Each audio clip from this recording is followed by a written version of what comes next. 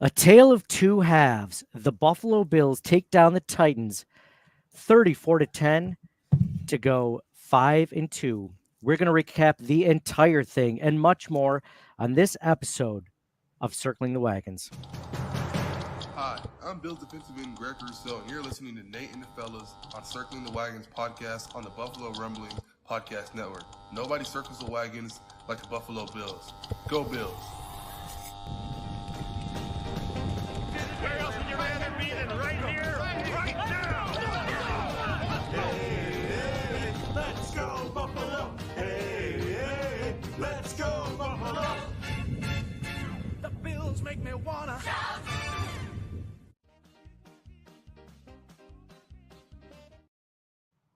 What is up, Bills Mafia? Welcome to this recap episode of Circling the Wagons, a Bills Mafia podcast. I am your host, Nate, guys. Thank you so much for joining us.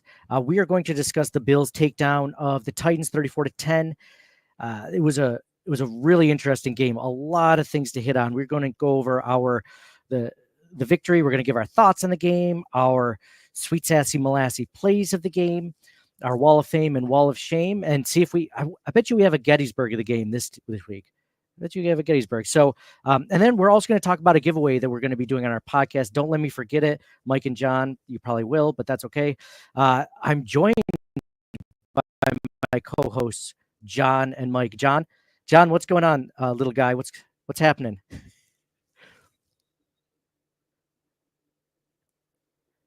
And we lost John. Mike with the cool Bills helmet and the sick visor. What's going on, man? What a game. Mike, you look like you're ready to go into prime time with that thing, man. That's sick. I like the Thanks, man. I can't really see. I can't see all my notes. I can't see. I'm just gonna wing it tonight. You're doing your best. Your best impression of. I like it because like your helmet looks sick, except it doesn't help what you're doing. Mine looks like a Temu version of like Pancho Villa. You know, like it's funny. Like we're all just trying to do our things, and John's not even a person. John's a little Fisher Price person. So, John, you're muted, just so you know. But it's nice. At least it's a Josh Allen one. Hey. Nice. So, guys, we're gonna discuss this. You know, it's funny. It's a tale of two halves. The Bills were having a lot of issues in the first half, moving the ball. Offensively, they looked at one point, they had 5 yards passing. I think it was like halfway through the first or the second quarter even. And they were just getting annihilated by Mason Rudolph. And it was just like not annihilated, but like stats compared to what, I mean, Mason Rudolph had 100 yards passing and Josh Allen was like 5 or 10. It was a very interesting way of how the Bills, this game was going to go, especially the Bills being 9.5-point favorites. But the Titans went up 10-0, and then all of a sudden the Bills started to come back. They got a few points back before the end of the half. They got a touchdown. You're like, okay, I think they can do this. And then finally, you know, the second half, they just absolutely blew them away. It was 10-7 at the half, and then the Bills scored 27 unanswered points after that. So just a complete blowout. You wouldn't know it by the end score, but the Bills really struggled at one point. So John, I'll start with you. Fisher Price, John. So what were your thoughts on this game? And were you worried at all at any point like I was? Yeah, I'm guessing that most people were a little bit worried considering the number of 3-and-outs early in the game for the Bills offense. The Bills defense hung in there, only gave up the 10 points in the first half. So I wasn't too worried about that, but I did think that eventually that could break down, and it didn't. Defense was even better in the second half. Yeah, so it was good to see the offense come alive in the second half. A lot of things went right in the second half. But no, I was definitely a little bit worried, but I knew we were the better team. And I know this has happened before, like with the Arizona game, we started off slow. Um, so I don't know. It ended up being really good. Yeah, yeah, I was with you, John. There were three and outs, right, to start the game, and especially when that Amari Cooper, the first pass to Amari Cooper, his first target as a Buffalo Bill, right after the trade. We're all pumped. We're all psyched. We're like, this is Amari Cooper. 3rd and 1. The pass goes right to him. He's open, hits him right in the hands and drops. And you're just like, what? what is what is going on here, guys? Like this is not the way I started. And then they kept struggling, and you just were wondering. I mean, I go through these spirals of not depression, but like these spirals of like, man, like is Joe Brady the right, offensive coordinator? How come the Bills are struggling so much? This and that. And yeah, they pulled it together quickly and efficiently. Mike, Why is it at the half though that it takes like Mason Rudolph looked like an all pro with the screen plays, the dump off to the tight end, like and then to have it flip so dramatically at the half, like the adjustment that McDermott is making. Maybe he's a mastermind, but how do we get it to happen sooner? I guess. why do we have to wait until the halfway through the game to start playing really good football? That's an excellent question. Mike, I have a question for you. How come the Bills can't defend a screen pass? And how come they can't execute a screen pass on offense? It's like both. It's like a foreign concept on both sides. It's just like this has never happened before, right? And it's like Mason Rudolph is like the Patrick Mahomes of screen passes in the beginning. Like, oh, Greg Rousseau's about to take him down. Like, nope, flip to the tight end. Oh, Greg Rousseau's about to take him down. Oh, and the tight end's covered. Oh, he's just going to flip it to Tony Pollard for 15 yards. They finally started to sniff it down. But yeah, it would be nice. But the Bills' ineptitude on 3rd down carried over from previous weeks too. It's like when the Titans would get to 3rd and long, you're like, huh, they got it. If it's 3rd and 4 and under, you're like, okay, we're going to get a stop. But when it's 3rd and 9, 3rd and 10, you're like, nah, just give it to them. Start over. That's incredible.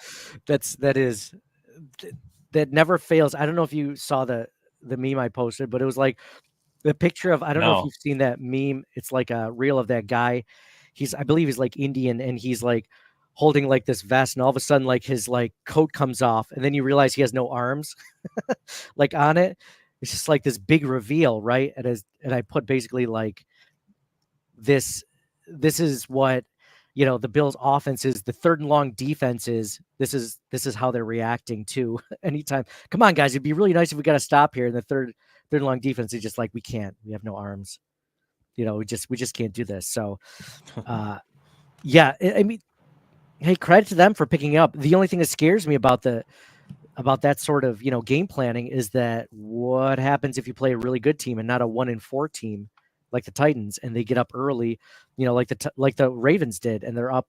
But then again, the Bills came back, and the Texans. I don't know. It'd be nice to start. I'd say I'm not going to go wall of fame, wall of shame, but I have some thoughts about that as far as that goes. What'd you think about, John? I'll throw it over to you. What did you think about Josh Allen's performance today overall? 7th straight game. The Bills have played 7 games, 7th straight game without 1 interception yet. What'd you think about his performance?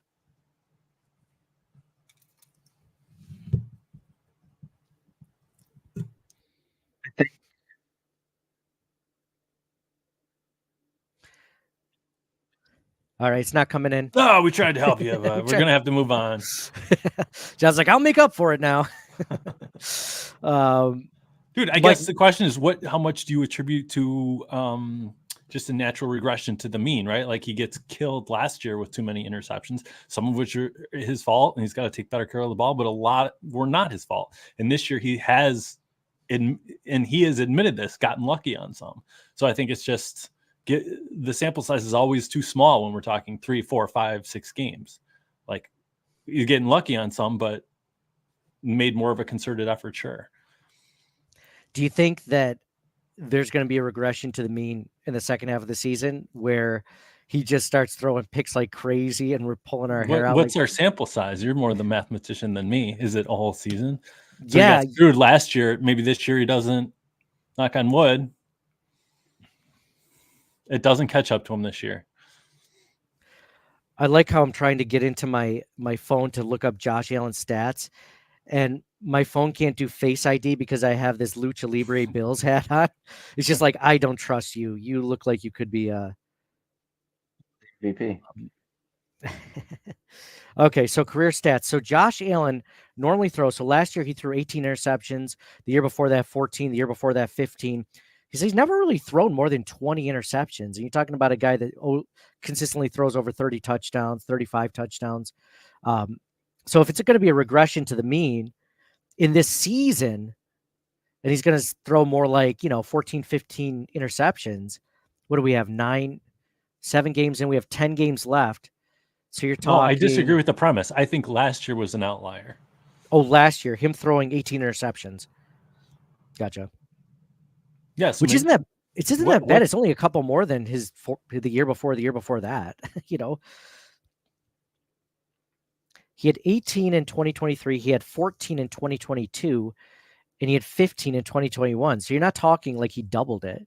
Like he didn't pull a Jameis Winston. Remember, Jameis Winston had like 30 touchdowns and 30 interceptions, like a few years ago as the Bucs quarterback. That's not that kind of season for Josh Allen either.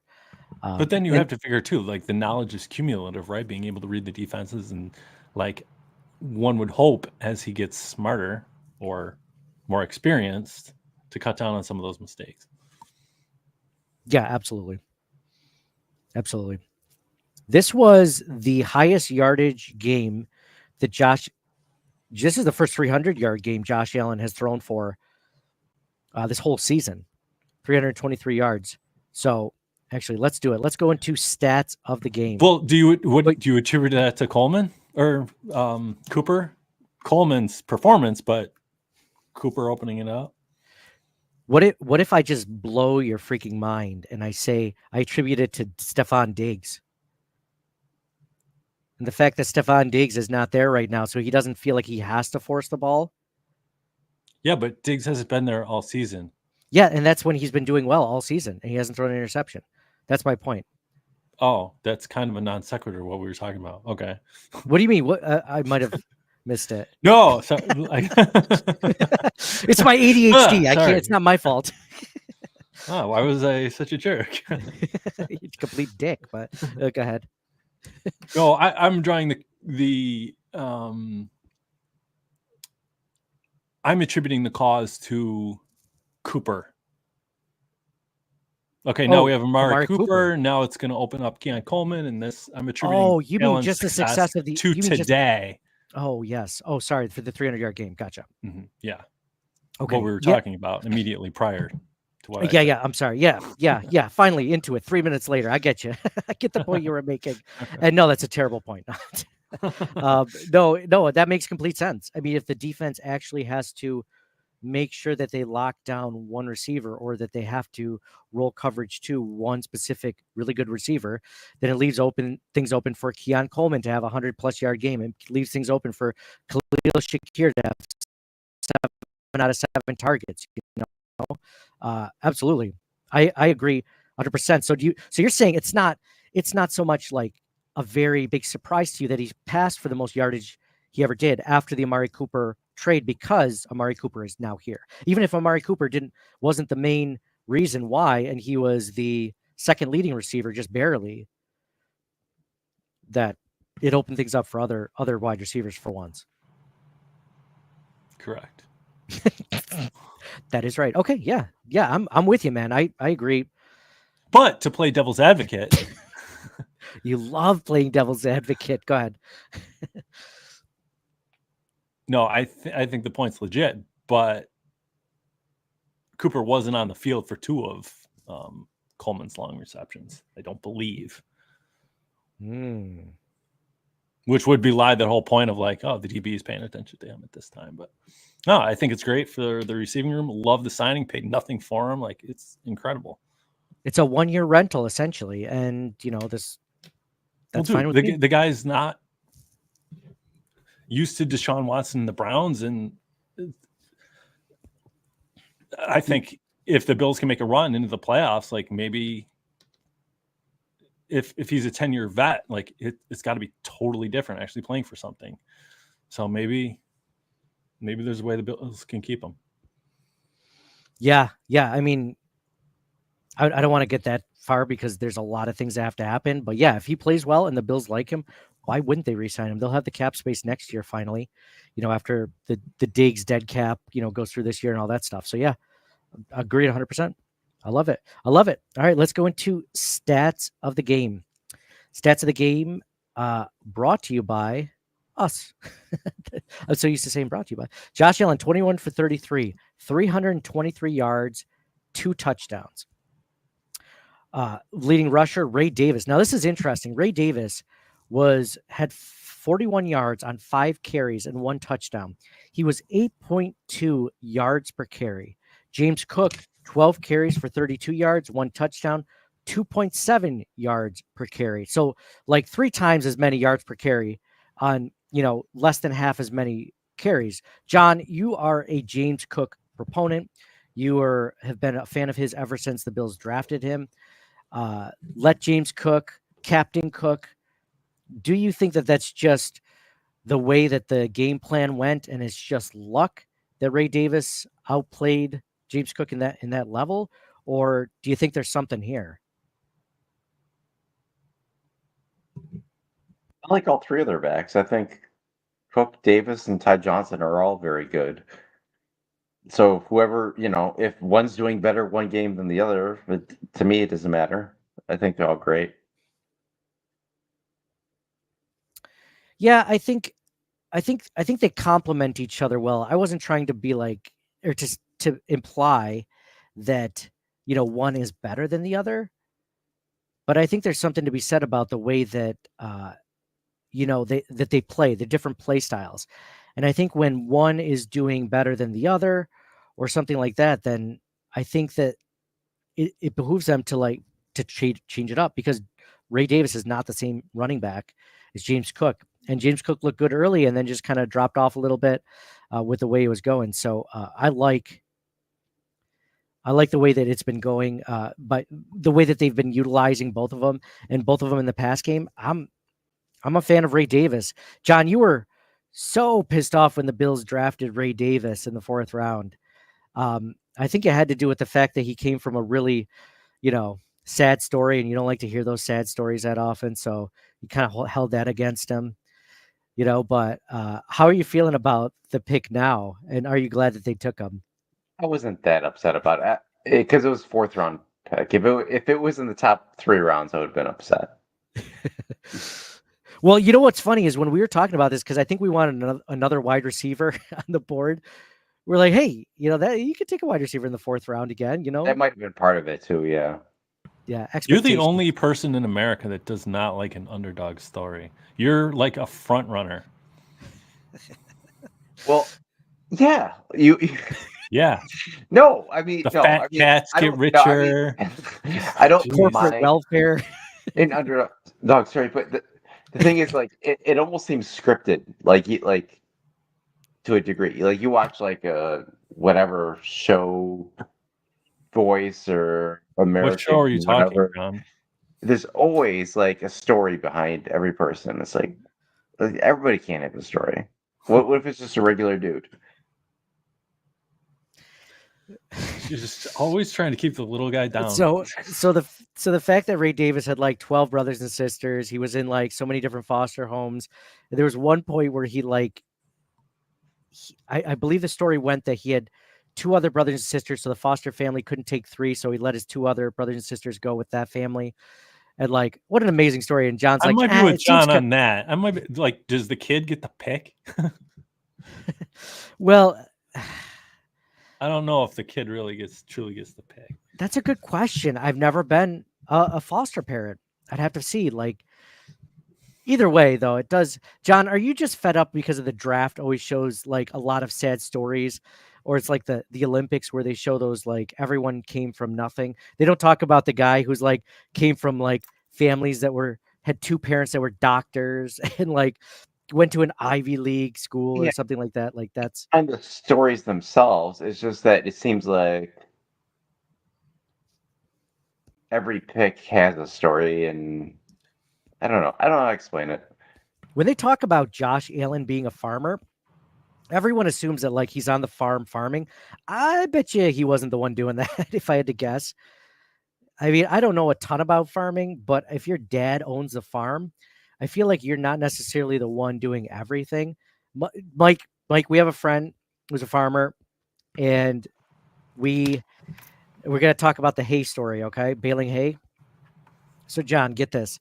A friend of ours, right? I'm not gonna say their name because you know them, but let's say their name was Bob, right? And Bob's dad had a farm. Well, he had a farm too, but his dad had the farm, and he had cows and pigs and chickens and stuff like that. And they would I bale feel like hay. when you use a fake name, you shouldn't use the same first initial as the name. It should be Bob rhymes with. So it could be, it rhymes with Will. Will. I, Hey, that is actually his first name. Oh, shit. Dude, you totally outed Will on this one. He's gonna be so pissed. He's gonna be so pissed when he hears this one. Okay, so anyway, Will's dad was like, "Hey, It's not what he goes by. he does not go by Will. Willie. So Willie, we first became friends with Willie's sister. So Will's sister is like, "Hey, my dad is doing asking some friends to go bail. Hey, they'll pay you. Um, do you want to do that? It's like Wait, some you way." got paid? Yeah, you didn't get paid. We were just helping out. Yeah. Well, I tried to turn it away. Maybe you were more successful at it. Maybe you would just have a better tolerance for less money than I do. So it's like, what's the hottest time of the year? Mid-July, right? Whatever the hottest time of the year is when we went there, right? So it was, we might have even been 9 in the morning, already 80 degrees, already like we're in a t-shirt. I didn't understand about sweat wicking shirts back then. So I'm wearing a cotton t-shirt, probably a baggy cotton t-shirt. I sweat through it within the first 20 minutes or so. And the thing about baling hay is that, like, I don't know why I'm getting into it, but like the story is essentially that Will was there too. And Will was doing the mowing of the hay. And as Will was getting off the tractor mowing the hay so that we could start baling it, so he said to his dad, "Oh, is Will coming over here too?" And Mike, what did Will's dad say? He's allergic. He can't bale hay. He's allergic to hay. Be like, well, nobody asked if I was allergic to hay when I accepted this position. So then we baled hay, and needless to say, Will's dad wasn't one baling hay. Will wasn't baling hay. So when I think about Josh Allen, it's awesome that he came from like humble beginnings or something, owning a farm. But I think he owns like 1,000 acres, and I guarantee he wasn't the one picking the whatever they do. It's a fruit, grapefruits. No, not grapefruits. I can't remember. But anyway, yeah, I don't know how we got into that tangent, but stats of the game. So then we have. I didn't know you got paid, man. I thought we were just helping out. I mean, it wasn't much. I mean, for like what, 4 or 5, 6 hours of work, what do we get? Like $40? What I get, like $40? That's like actually illegal by then, like based on minimum wage laws then. But it was under the table, so we didn't say anything. So at the end of this podcast, Will is going to hate us for bringing up. Will's dad is going to get audited by the IRS for not paying. All right, Ray Davis, leading rusher.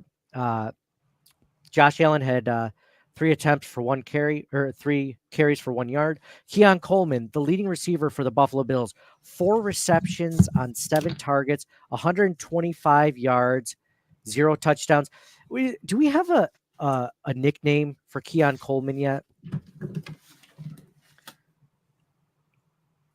Keon, what was Dion's? Dion, Deion Sanders, Dion, Prime time? Primetime. Keon Coleman, like gas grills, right? Like those camping grills.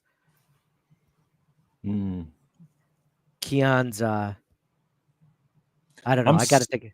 I'm stroking out. I gotta take a couple layers off. You take a couple layers. Turn your mic off for God's sake, though. Nobody needs to. Oh, there you go.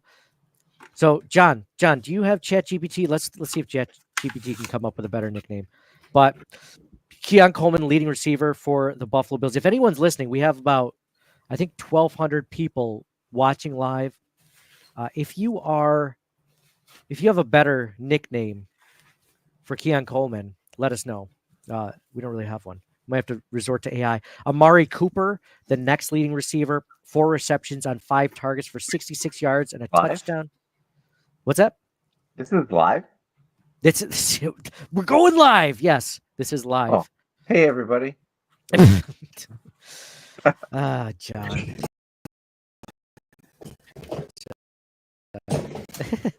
Mike's off. I'm back. He's back. He's done stroking out. Amari Cooper. Amari Cooper's second leading receiver. The only ball that he truly dropped, which he did have some really good catches, was that first target. And the first touchdown looked great. It was funny. I saw a clip of Josh Allen audibling at the line and Keon Coleman looking at Amari Cooper looking at Keon Coleman saying, "What was that?" Like, what was that audible? Just because, he's only been there 3 days. He has no idea what the audibles are. It was just funny. And then he ended up getting the ball on that audible for the touchdown. First touchdown. First touchdown on Buffalo Bill. When they're like, hey, because he was in Cleveland with Ken Dorsey, he must know everything. Like, that's BS, right? We can all agree. Yeah, I don't think anyone's put those two sentences together. Ken Dorsey and knowing everything together. Yeah. Like, that's a net negative, in my opinion. Like, you got to unlearn. It's like, I prefer you be a blank slate. I'm trying to think of a real world example of going from Ken Dorsey led offense to Buffalo and a Josh Allen led offense. A real life example of that. I can't. When they say Amari Cooper, last week when the Bills traded for him, that he seemed miserable there in Cleveland, that he seemed like he kind of didn't care anymore. And I'm like, that kind of goes on not only to Deshaun Watson, but Ken Dorsey as the offensive coordinator. Like, you got to keep those guys motivated, and the head coach. So anyway. Did you see Deshaun Watson go down? I did see Deshaun Watson go down. Torn ACL, it looks, or torn Achilles, it sounds like.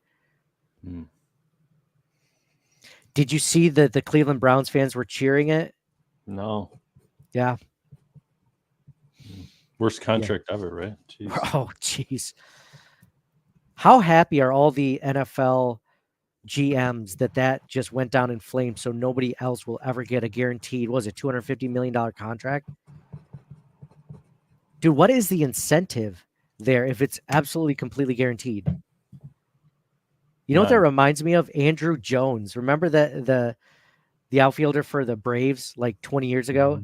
Mm-hmm. He got that fully huge guaranteed contract and then he gained another 80 pounds or something like that. Like, yeah, man. I don't even blame him. It's all guaranteed. I'm not saying Deshaun Watson didn't even gain weight. He just stopped trying. Like, what's the... Yeah, I'll study the playbook. I'll work real hard on that. So you're not one really motivated by like an internal. I didn't say I was or wasn't. But can we be honest? If let's say if this was whatever your job is in real life, if they said you make like $50,000 a year for the next 30 years, or you make 1.5 million and it's all guaranteed, like, I suppose your motivation would drop off a little, yeah. A little bit. It'd be like you'd be showing up late to work, and like the first few weeks, man, you'd be trying hard. You're like, this money's not going to change me. I'm going to be the same Mike that I've ever been. Try just as hard. And then, 2 weeks later, you show up a little later to work. You leave a little earlier. You take a little bit longer lunch. A few weeks after that, you kind of miss a couple of meetings that you shouldn't be missing. And then all of a sudden, yeah. Anyways, Khalil Shakir, 7 receptions on 7 targets for 65 yards. Khalil Shakir looked great today. John, you're a Khalil Shakir fan. What do you think of his performance? And I mean, I mentioned this on the post game podcast episode, which we uploaded to Circling the Wagons podcast feed. I did a quick Twitter Spaces. I love the way Khalil Shakir plays. I love the fact that when he catches the ball, he's never down completely. Uh, I mean, he's like what is it? Khalil Shakir Yak. I love Khalil Shakir. John, thoughts on Khalil? Shakir fan. Love him. 7 receptions, most on the team today. He's very reliable. I don't have to worry about him. I think the receiving weapons in general did really good today. Coleman, obviously.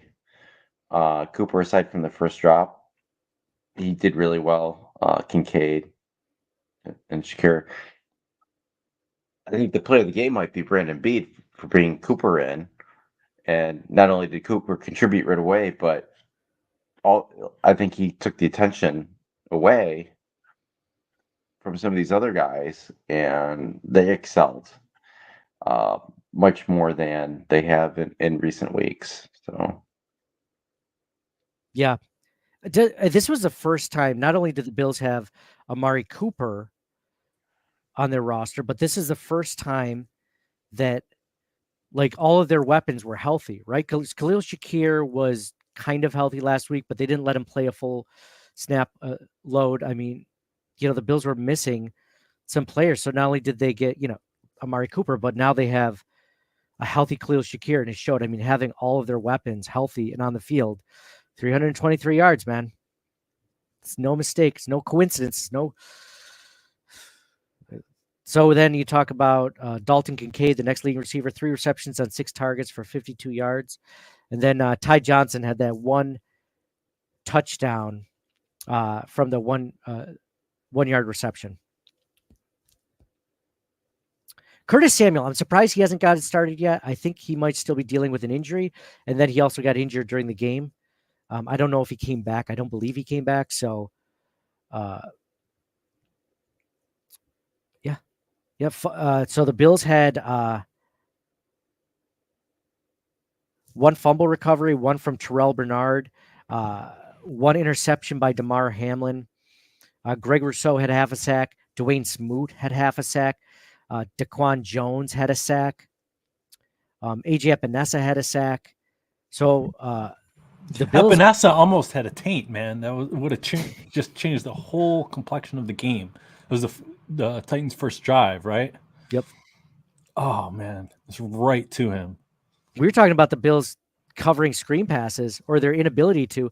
That was the best covered screen pass I think the Bills have had in three seasons, where he knocked that ball up. He waited just perfectly for it, and almost landed right in the breadbasket and took that back for a taint. So yeah. it's against the screen. And Bernard sniffed out a screen today and made a good tackle for no gain or even a loss, I think.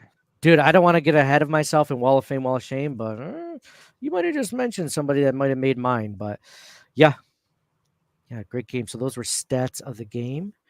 Hold on real quick. Let me do one more. Let's see. Some good stats here. Also, Bernard ended up being downgraded to out. I didn't realize that. I didn't realize he was out for the game. I'm curious to see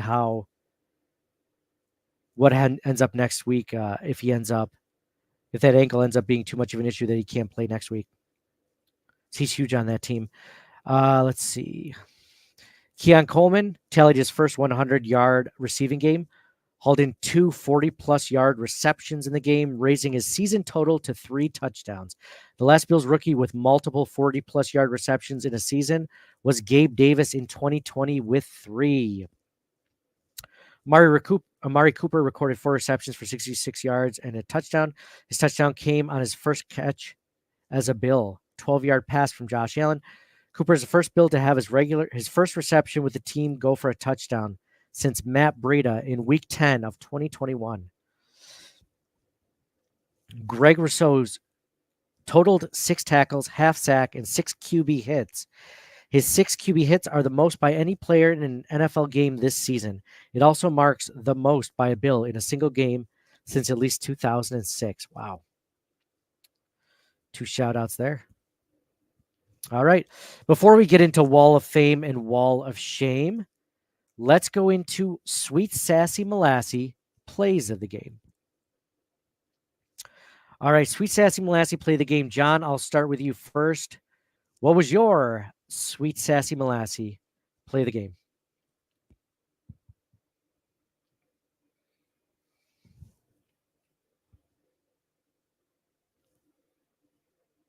Yeah, Coleman reception. Was it the Keon Coleman reception that went for like 45 yards or something like that? That were like, yeah, you're right. No, the earlier one that set up The first touchdown? yeah. I'm gonna go with that one. They were both good. Actually, now that you mentioned it, but yeah, I'll do I was that. gonna I was gonna say that one that he had. It was, what was it, the fourth quarter? It might have been third or fourth. I can't remember, but it was it a fourth down that Josh Allen passed it to him on a slant and then he went for 50 yards? That was an amazing play.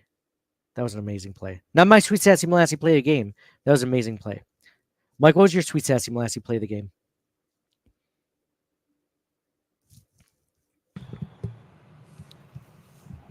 For me, it was like when the game was still in doubt. It was 10-7, Tennessee. It's 13 minutes left, early in the third quarter.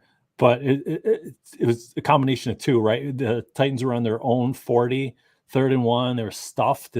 Pollard was stuffed at the line. And then it became 4th and 2, and I couldn't believe they went for it. And the Bills just stuffed them again right at the line. And that led to the play John was talking about, the Coleman pass, then the Kincaid pass along the sideline, and then ultimately the Cooper touchdown.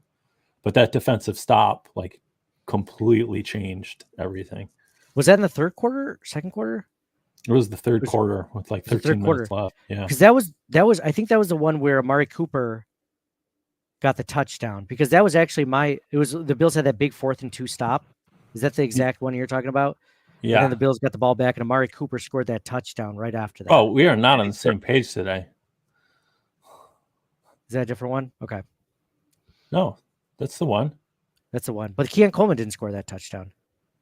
Cooper scored the touchdown. Cooper scored the touchdown. Yes. Yeah, you're right. I'm not on the Ultimately. same page. I have 5 different things going on. I'll blame that. I won't take any What are responsibility. you doing, man? I'm doing an Aaron Rodgers. No, I'm looking at I was looking at the game tracker to see exactly which one I was thinking about, and I think that was the same exact one. So yeah, that's mine too. You could argue that big 4th and 2 stop that led to the Amari Cooper touchdown, that, then they went up 14-10, and then they never looked back. That could be the Gettysburg of the game, you could say. Huh? That was a turning point, and also happened to be one of the best plays. If I didn't give it to that play, I would definitely give it to John's play. No, he gave it for the first reception. I gave it to the second reception. A lot of great plays out there. But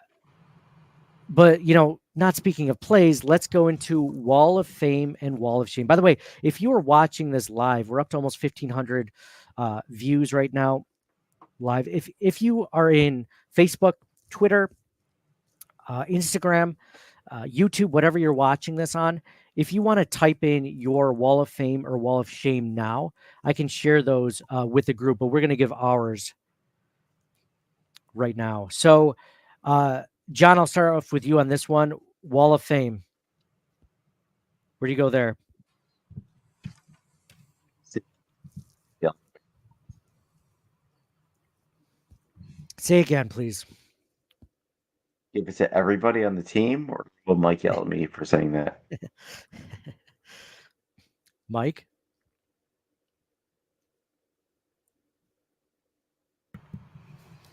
For me, just the defining characteristic of the game is the second half adjustments, offense and defense. So it seems like week in and week out we give it to Allen, but I don't think you can with the first half that he played this week. It's just for me, it's the adjustments. Well, did you want Wall of Shame here too? Sure. I just the one thing that made me jump out of my seat was the referee. Like I'm always reluctant to say the refs, but their language in the challenge on the Kincaid pass when they're like, we're gonna honor it because it was in the air. It's like that's not the rule then. Yeah. Like just the language that you're using. That to me was unforgivable. That the way that they justified that penalty was enraging. To be like, they're basically saying, well, we normally don't let this fly, but we're going to anyway. Like, why? This is like saying too much. Like we wouldn't have known if you're just like, oh, we're going to review the play. Yeah, It was exactly. a case of putting your foot in your mouth and just allowing it to happen. When I hear stuff like that happen to the Bills, like where it could have easily, it gone against the Bills if the Bills snapped it really quick trying to get a playoff, right? Because they knew it might get challenged. So, luckily it ended up not getting overturned. But the BS part of it after that was the fact that after it wasn't overturned, they didn't lose a timeout either. It's like, oh, they were technically challenging something else, so that doesn't get held together. Like, what? Has it ever happened in the history of the NFL? It's like, well, they meant something else, but even though they challenged it and it didn't get overturned, we're going to let them go. Not only are we going to give them the benefit of the doubt of the challenge flag not being thrown when it should have been, we're also going to not allow them to lose a timeout. Like, yeah. You can't make this stuff up, right? Like, I'm thinking about, I immediately go to the Houston Texans playoff game when all of a sudden, like, the Bills got a touchdown, taken away from them, on the kickoff touchdown where the guy just like flipped the ball in the air and then the Bills recovered it in the end zone and it was a touchdown. And the refs gave it to the Bills. Then all of a sudden, these refs wearing all black came out of nowhere. Just like, nope, it actually wasn't. Like, where have you guys been? What is this? The Illuminati of referees? Like, how is this possible? The more I think, like, so I'm going to get conspiracy theory, Nate, for a second.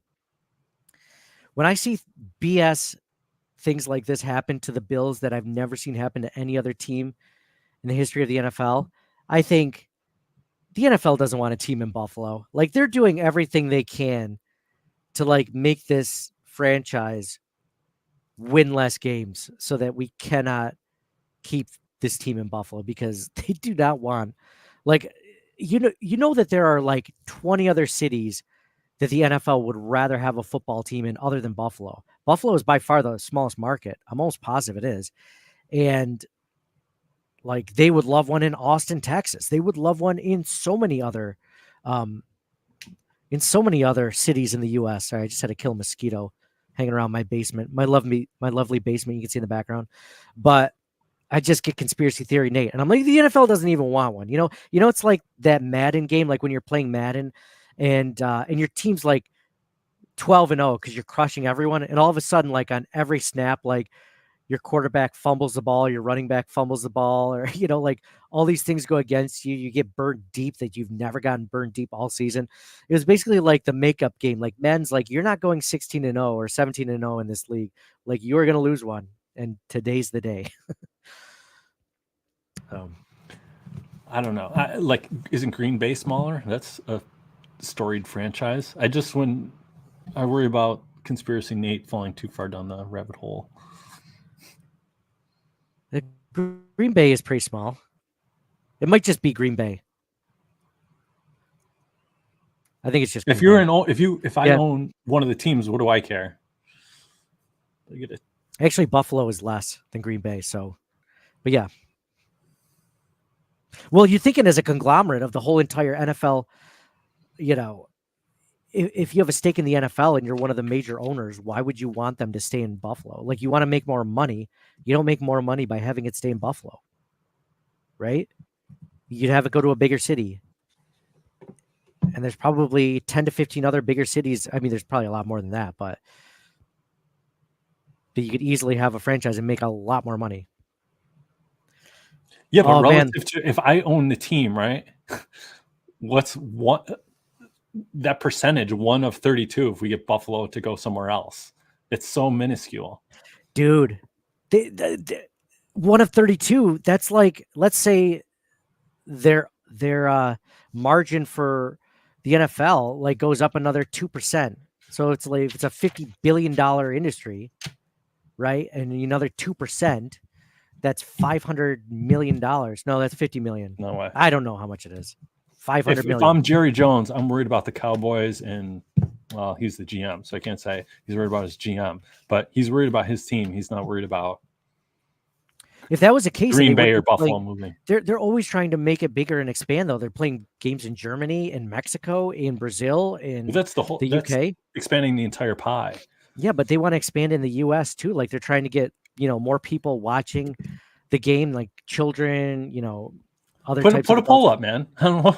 Put a poll up? Okay, fine. Screw it. What do you want me to put a poll up? Does the NFL hate the Bills? I'll put it up there. Guess what? Bro, you know I'll what do it it. reminded me of? You know what it just kind of came to me now. Completely What? unrelated. Like that What's we up? wouldn't have known that ref might get a tongue lashing only because of his phraseology. Right? Like he should have just like, we're reviewing the play. Nobody would be the wiser. But he tried to do, is he being more transparent? Like that was a terrible decision because now we're crushing him. Remember the time we were like going back a long time, we were out in the woods and we were playing paintball.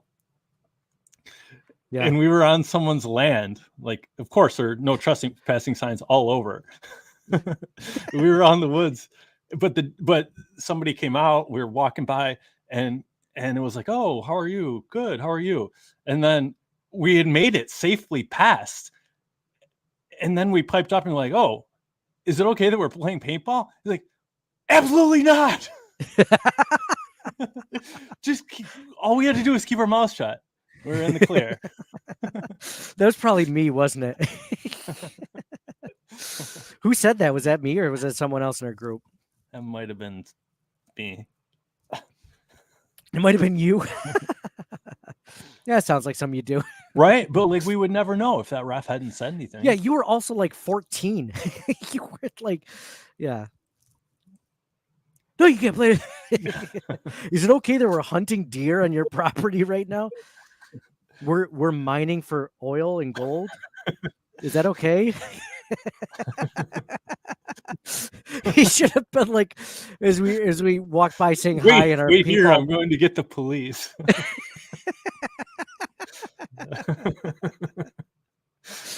We should have he saw us in paintball masks and paintball guns.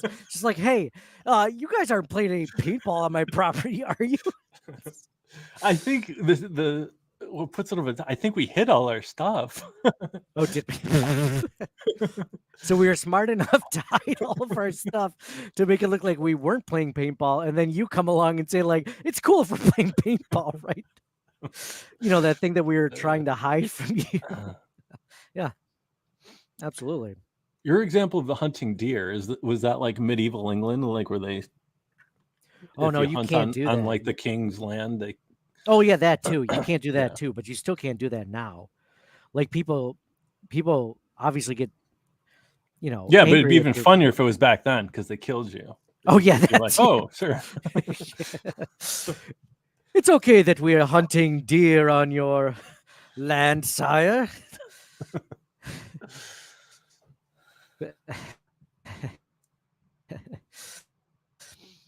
Longshanks. Anyway, so yeah. If he hadn't said anything, if that referee hadn't been like, well, it was in the air, so we're gonna let it slide. It's like we'd be none the wiser, and we would have let it go. So yeah, Christian 15, if you're watching this on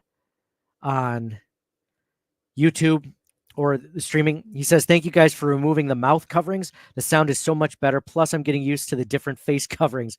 Had fun with it, guys. Love the show. That's Christian. Thanks for watching, listening. being a part of the show. He mentioned last week on that episode that he said there was a little bit more saliva and hearing things. So I heard it the first time with my mask over it. So we got masks that are a little bit easier, so you can hear us better while still maintaining anonymity. And yeah, we wanted the saliva for you to hear, Christian, because this is not only a Bills podcast but an ASMR podcast. You can't tell that, but I put that in the ASMR in the tag in the YouTube tags. So those were Wall of Fame, Wall of Shame, Sweet Sassy Lassie, plays of the game.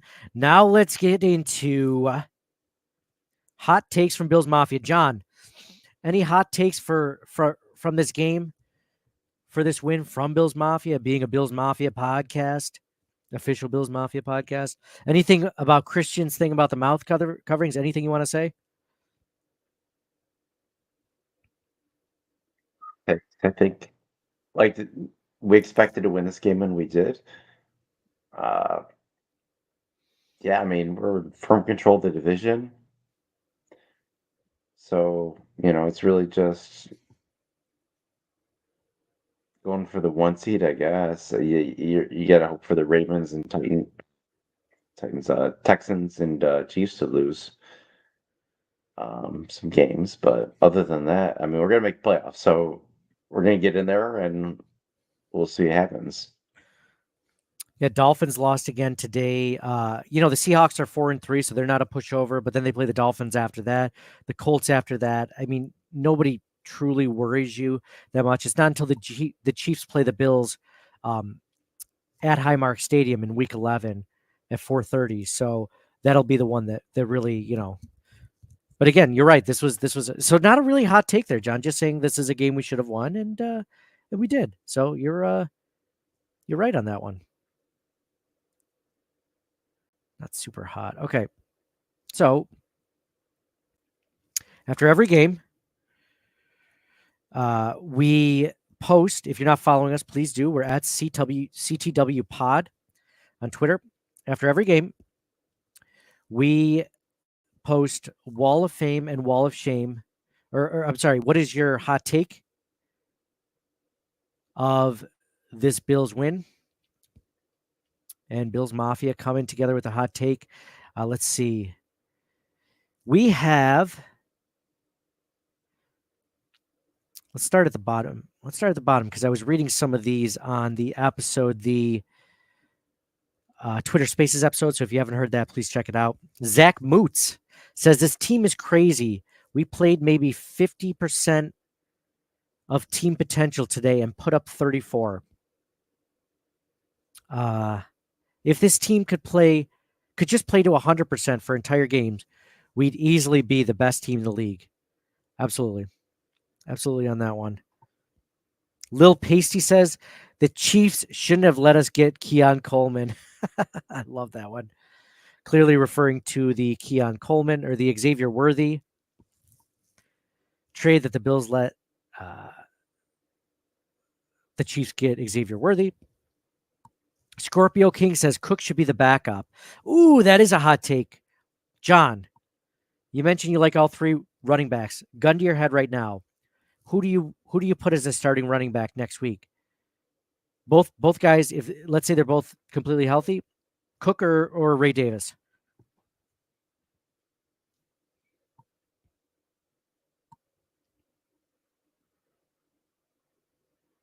It's a tough one, right?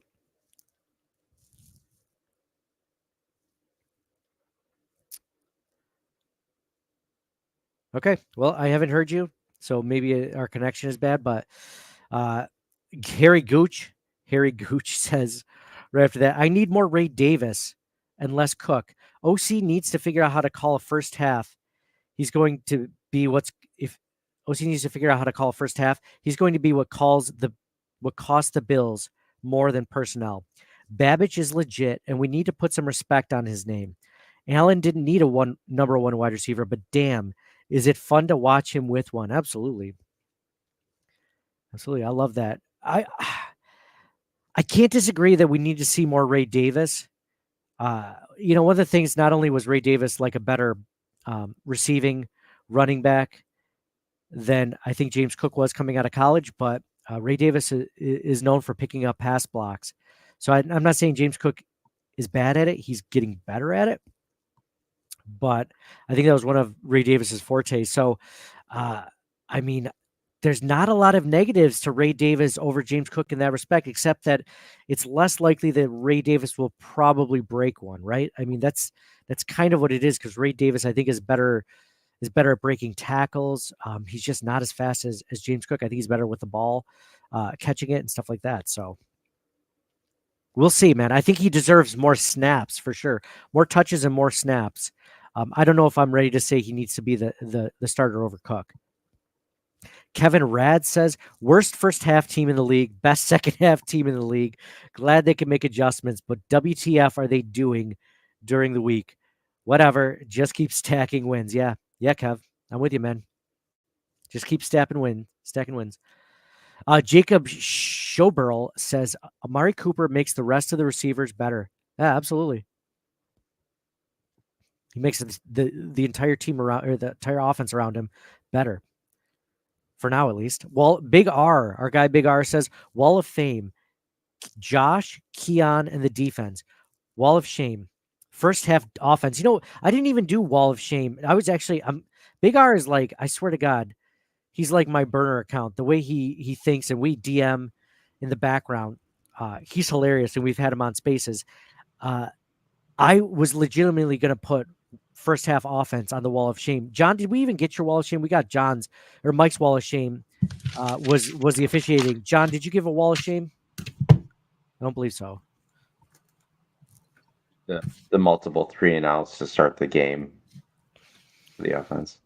Not a fan of 3-and-outs, no. No, not really. He also says, Sweet Sassy Molassy play the game, the fourth down stop to start the second half. Yeah. His hot take is the D has been good, but to win the Super Bowl, it has to be great like KC. Man, I'm trying to think of if the Bills were to make it to the Super Bowl. I mean, you can't even think about Super Bowl until you get past the Chiefs, but yeah, I mean, the good thing about that, man, you talk about making it to the Super Bowl, the defense has to be elite. Imagine them getting back. I mean, hopefully Terrell Bernard's injury isn't serious and he can come back next week, if not in a few weeks. But I mean, if you're talking about Von Miller coming back in 1 week after the Seahawks game, and then you're talking about Matt Milano coming back sometime in December. I mean, those are two huge additions that we're going to have that we didn't have today. And the defense played really well. AJ Tharp says, love the support Bills Mafia gave to Tyler Bass. Absolutely. My hot take this week is Rousseau hates Christmas. He spent the entire game beating the crap out of Rudolph. Presents might be late. Nice. Michael Graham says, Amari Cooper is the key to unlock this offense. Cannot wait to see him when he is more in tune with the scheme. He opened up everyone. Coleman is going to be a force with Cooper. Go Bills. Absolutely. This is something that the Bills just really haven't had. I would say that even when Stephon Diggs was here, he never had a receiver with as much ability as Keon Coleman does. I guess maybe you could say Cole Beasley a little bit. Cole Beasley has had some ability, but I mean, Keon Coleman it's just a different receiver. Jason Statham says our second half adjustments have been good this year. Defensively, we look solid. Coleman is going to benefit more from Cooper coming in. Spencer Brown is a beast. And as a UK fan, I'm glad it was a normal kickoff time. Yeah. Jason was in on the Spaces earlier that episode, and we were counting out the number of 1:00 games, and there's only like 6 1:00 games this entire season. Not 6 1:00 games left for the rest of the 10 games left. Like there's only like 2 or 3 left, maybe.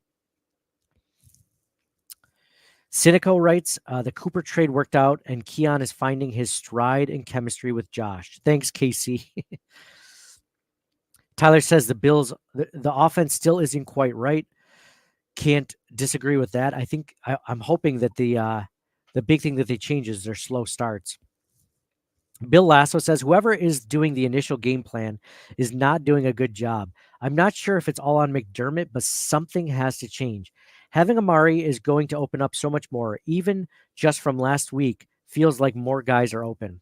Also, throw out all shotgun handoff plays. Yeah, yeah, those needed to die as soon as Brian Dable left because those are garbage. Those are terrible plays. Charles Burns says Amari Cooper is making a difference. Bass had a good game. The defense stepped up. I think the O line needs to do more to give Allen and Cook more time, and to the receivers. For the love of God, catch the ball. Yeah, there were a few drops today. A few drops today for sure. Chad Labrie says slow start in the first quarter, but the offense and defense adjusted and dominated in the second half. Everybody was still eating, even with the addition of Cooper. Great victory and go Bills. See, the key thing for the Bills, everybody eats thing, that whole mantra, which I love, but it's just like it makes it a lot easier for everyone to eat when there's a big dog there, helping out, helping get the food. It's a lot easier to eat. Good brother Mike says great adjustments at halftime, but we need better starts. Happy with the W. All AHL Star 24 says the offense is still broken. There's a Ferrari in the garage and we're driving like a Prius. We got away with it today, playing a bad Titans team with Mason Rudolph at quarterback. Won't work against good teams. That's funny. That's funny. It makes me think of that meme. Have you guys ever seen that meme where there's a Ferrari like right next to a trailer, right? It's usually the analogy of something great being in an organization of something terrible, something broken.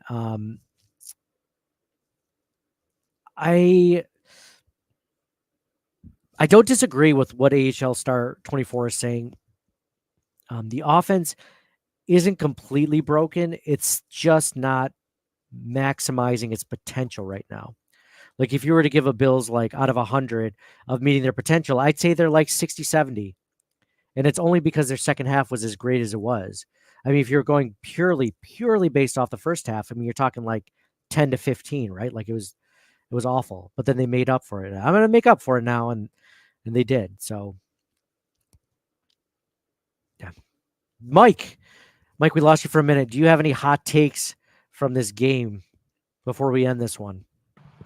Or anything else in general that you want to talk about before we say goodbye? I don't think so. Cool. John, any last thoughts before we end this one? Do you book your tickets yet to New Orleans? John, you talking Super Bowl right now? Stop it. Go. No? Okay. No, you're not? Anybody got any Halloween movie recommendations? Ooh, Hollywood or Halloween movie. We just saw one last night called Ready, Set, Go. It's on Hulu. That's it's not so much scary as it's more thriller. Ooh. But I mean it's a horror movie. Where essentially this woman. Don't tell me. I don't like to know. No. I'll give you just the brief plot. You've already said too much. I want to go in completely. There's a blind. woman. You've ruined it. Is it over 7 and whatever? When I Google a movie title and it comes up with it's like IMDb and Rotten Tomato score, right? Those are the two that come up. Is it above a horror? Never gets above a 7. Is it above a 6? So I can't speak to. I never looked at the rating for it. I'll just go off what I thought of it, and I thought it was pretty good. It was a cool movie. It was different. It had a lot of. I mean, I'll just give. Okay, so people. No, that's it. Don't tell me more. Ready, set, go. Write it down. Do you have one, Mike? No. What is real quick before we end this one? What is the scariest horror movie you've ever seen, either now or before, or like long time ago, like when as a kid, like the one that you've seen recently, or like even as a kid it was scary because it could have been scary to you at 10 years old. but now it's not. Ready, Set, Go. Molly is caught up in a life that she doesn't want. That one Yeah, from 2015. It's an hour and 13 minutes. Jeez. it's the one. I think her name is Molly. Yeah, maybe it's not. Maybe it's not that long. An hour and 13 minutes. Jeez, they could have kept in the director's cut. There's not even like a. It was a cool one. It was one I'd never seen before. We watched it last night. Basically, she like marries a guy. Oh, I don't want to know. You're reading. You read more than I gave you. No, I'm now. just trying to Google to see what the. I've never looked up a movie and not been able to see a rating. Ready, Set, Go.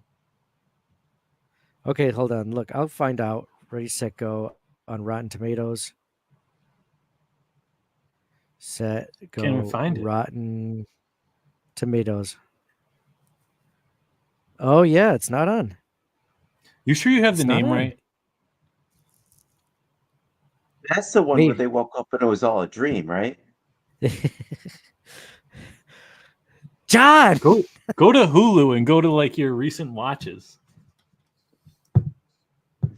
Oh, Ready or Not. Yeah. Okay. They have it as a comedy movie, and it is kind of funny, but it's more horror. But Nate Ready thinks or it's Not. a horror. Ready, Set, Go. It's Ready or Not. My mistake. No, that's understandable. It's 6.9 on IMDb. Just so close. So 7 is But your minimal? 89% on Rotten Tomato. Wow. All right. I'll put it on my list. Thanks. Do you Right at not the go top. below a 7 from IMDb? Is that your thing? Oh, I feel like horror is nothing gets that high, but I'll put it on. It was a cool movie. Ready or Not. Okay. John, do you have any scary movie recommendations real quick before we end this one? You know what? When you're talking about Deshaun Watson, you're talking about Achilles. That took me back to. You remember a movie we saw in the theater? Troy? No. Oh. Oh, yeah. No. Yeah, totally. What movie? Troy. That's a good Achilles. one, though. Achilles was actually in Troy. Yeah, that's what I mean. Achilles. Yeah, but we are talking about horror. Oh, of course. Yeah, I know. Totally. We'll see if you can get it. It's a horror movie. Okay. It has to do with an Achilles. Uh-huh. I think. Is it Hostel? No. Pet Cemetery? No. It's hostile too. What is it? House of Wax. Oh, House of Wax. Oh, yes. Speaking When of the- Achilles. When the guy's in the room and it's all dark and somebody pops up through the trap door and with the shears in his ankle. Oh, yeah. That's right. Right up. Oh, That was the worst. then they try to walk on a severed Achilles. Oh, yeah. Dude, nothing gets you like that happened in Pet Cemetery in that movie. The little kid had like a scalpel and he got the old man's Achilles with that one. And then there was in Hostel. I swear to God, they did it in Hostel too. I didn't see Hostel. Dude, there's nothing like think about all the terrible, awful things that can happen. And then I think about the ones that stick with me the most. The Achilles severing yeah. is Yeah. a good one.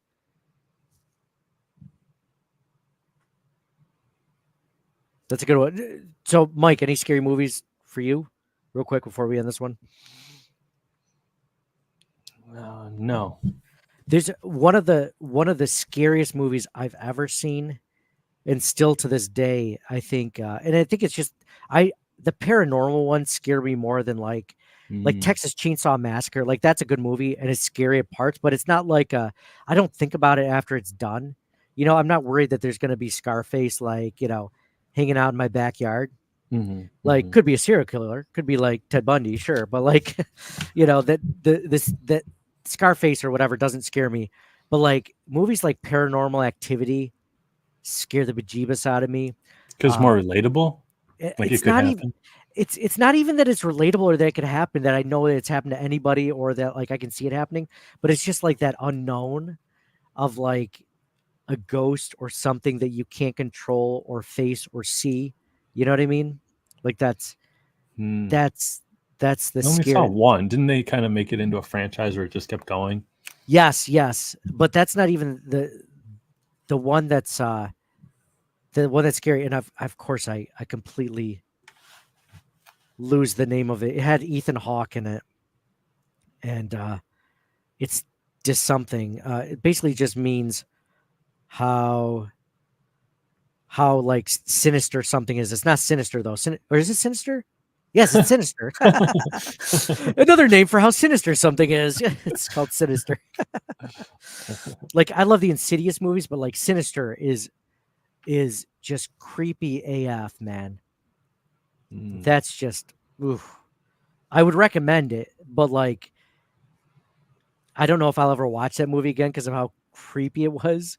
mm. With the way that things went down, like cult like things scare like creep me out and stuff like that. So, but yeah, definitely check it out. Conjuring, like Yeah. that was a good one. Like those creepy paranormal. The Ring was Mm. a great Mhm. one. Yeah, The Haunting in Connecticut. I like movies, so I like the horror genre where like The Sixth Sense and like it's not there's one with Kevin Bacon where he found a hole in his backyard and he like kept digging it up and like it had to do with like he was having these like visions and he kept getting it worse and worse and then he found out that he was having the visions of someone that was like killed and he was actually becoming like the person who solved the murder.